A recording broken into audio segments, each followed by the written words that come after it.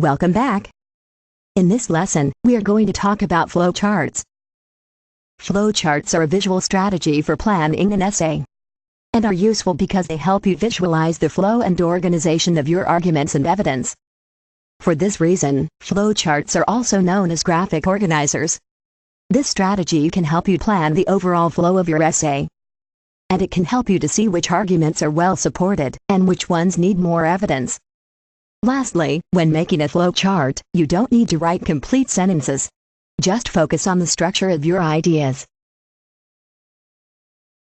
Flowcharts can help you visualize the essay writing process. One analogy I like to use is called the writing roadmap. Whenever you take a trip, you usually have some sort of map to show you where you want to go. A flowchart is like a map of your essay. When you begin, you have a goal you want to reach.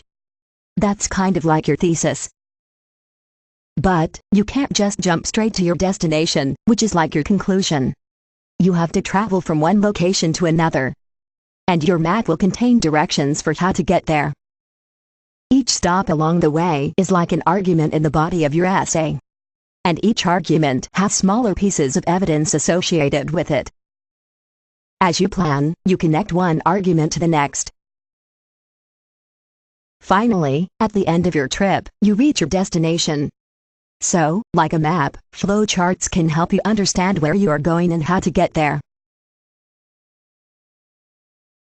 Now, let me show you how to draw a general flowchart. As you practice this strategy, feel free to draw your chart using your own style. First, draw a box for your position. This is the side you are taking on the prompt question, and it represents the introduction of your essay. Next, draw separate boxes for each of your main arguments. You should have at least 2 strong arguments for your essay, but it might be better to have 3 or 4. In the next step, draw circles and fill in each one with a separate piece of supporting evidence.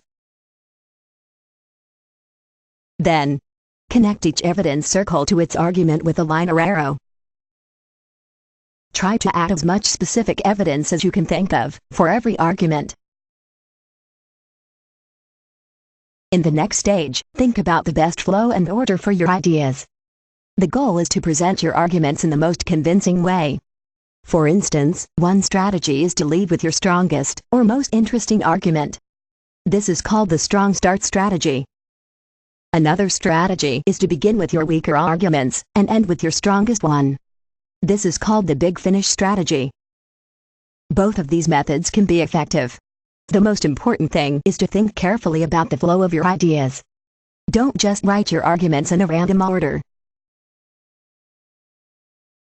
Once you have decided on the best flow of arguments, draw arrows to show the order that you plan to use. Draw an arrow from your position to your first argument, and then continue to link the remaining arguments. Finally, don't forget to leave space in your chart for your summary, which is the conclusion of your essay. After you have written about your final argument, you will flow into the summary, which brings all of your ideas together. And there you have it. A complete flowchart of an essay. In summary, flowcharts are beneficial because they give you a visual way to plan your essay, like a map. Flowcharts can help you to organize your thoughts and ideas. And, as you fill in your flowchart, you can see which arguments might need to be supported by more evidence. It is also very easy to reorganize a flowchart. You can move the pieces around until you find the best arrangement of ideas. Feel free to review parts of this lesson, and then close this window to go to the checkpoint automatically.